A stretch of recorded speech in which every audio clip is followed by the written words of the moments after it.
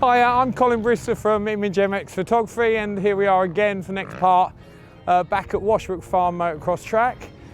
So we're now doing a few jump shots. We're up on the big tabletop. What I've done today is I've just set up 3 lights. So what I tend to do is set them in kind of a sandwich lighting. This time I've gone 45 degrees. So in front of the rider as he comes over, there's a light on the opposite side of the track which will light this portion of his body. Behind I've got another City 600 which is going to light the rear end, and I've got the little peaker in the middle which I can adjust just to add some fill lighting to it.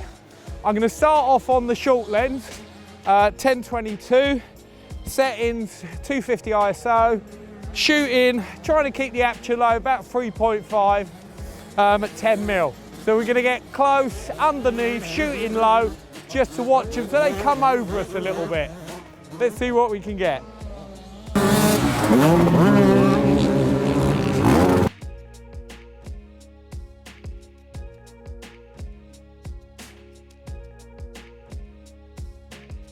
So what I'm doing here is, as the kids come up, I'm just tracking them up the shot. As soon as they jump off, I can get my shot. Now, again, keeping it low, I can take a shot and look at the viewfinder as a screen as they're coming up, so I can see kind of just by colour what adjustments I need to do.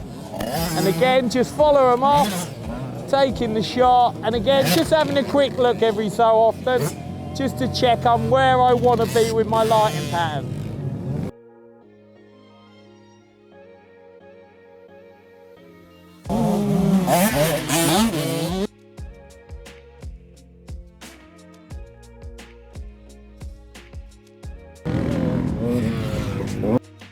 So I've just swapped back now to the 7200. We're going to use a couple of other positions for this because it's a longer lens.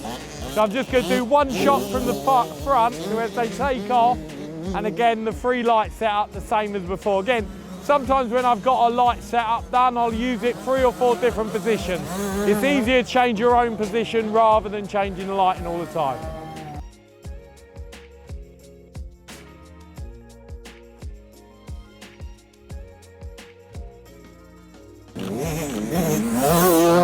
What I've done at the moment is just turned off light B from where I'm standing because it's giving me too much of a glow behind the rider. So it's a position that I normally shoot portrait in. But again, we can shoot both sides of this track in a portrait mode, and it would just give me a different lighting pattern by just changing sides. So what I'm going to do now is turn the rear light back on, so I won't be shooting into it.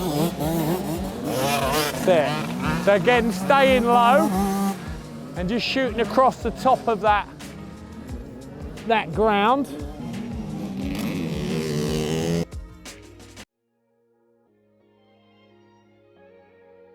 So again, always be aware of your surroundings. We're on a racetrack here. I'm on the edge of the track line. So if anything goes wrong, I've got to be ready to move quite quickly. So on this kind of circumstances, always pick an escape route first. So again, all I've done now, 7200, and all I've done is just move my position to the side, and as they come off the lip, I'm just going to follow them across, and they'll be sandwiched between the 2 lights coming across. Again, I can adjust the peaker as I want to add the light to the side. We're just going to stay here, follow them over, get the shots.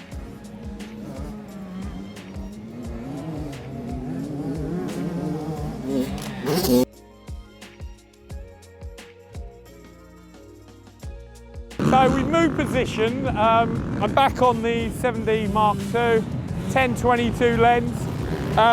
The settings are going to be on this one. What we've done here, we've got a 3 light setup. So I've got one on the outside.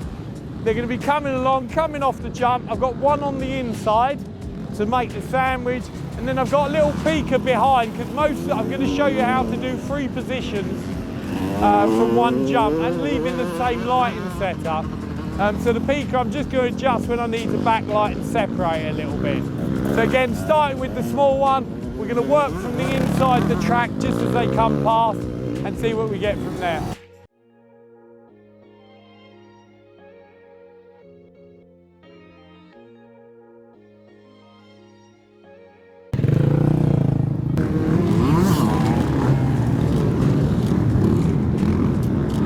what I've done now, I've changed back to the 7200, and we've got the lighting set up right now. I'm happy with it.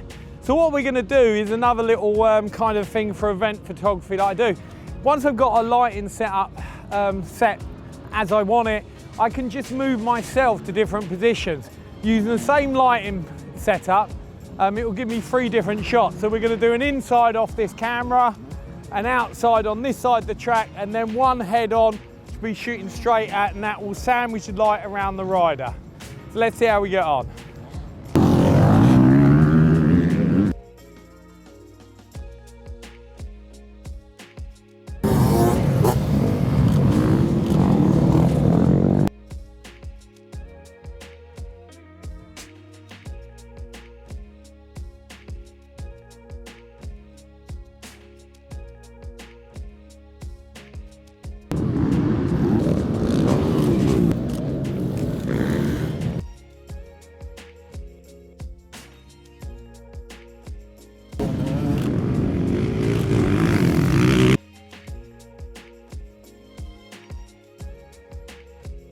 So we've moved position now, we've set up on another jump. We've got a 600 each side of the track and the little Pixapro Pika 200 just resting as an extra field flash if I need it. That I can turn on from the trigger whenever I want it. So the riders are coming down at me. We're going to do a few different angles just moving around this jump, and again swap into the 7D Mark II to get some close-in ones as they lift off the jump. Let's see what we get.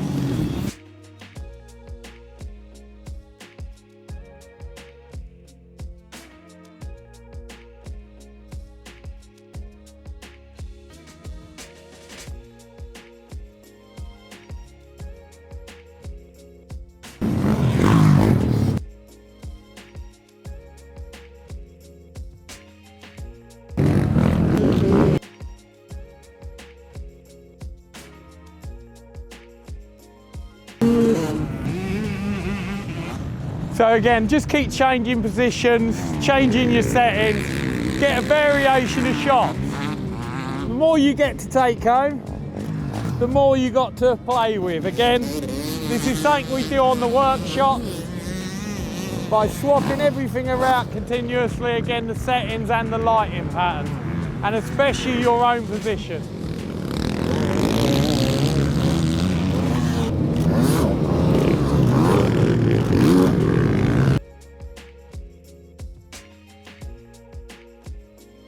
Also, as part of the gear of today, we've been using the spike, which is something we've developed for a good few years now. It's several sizes, straight into the ground, really easy to put in, and they hold fast for me in most grounds, whether I'm in thick mud, sand, and a great little addition to your kit. These are both available from my website and from the Pixapro website. So that's it for today. I hope you've enjoyed the video. Keep an eye out for the other parts, they'll be coming out soon. Remember, we run the workshops here during the summer. We've got one in April this year, one in July and one in August. They're great fun. Gives you a chance to get out close to the action, and like I say, we'll go through all the lighting and get you sorted to get some real fantastic shots. Other than that, we've got the 2 books available that are available on Amazon, which is Light, Shoot, Capture. There's 2 volumes. Gives you a little bit of MX in there and a lot of other things I do all the way through nature, landscapes, macro, lots of other things. So again, look out for other videos from us. They're all on our YouTube channel and the Pixapro channel. All the lighting that we've discussed today is available at the Pixapro website, which is all on the end of the video for you. Thanks again, and hope to see you soon.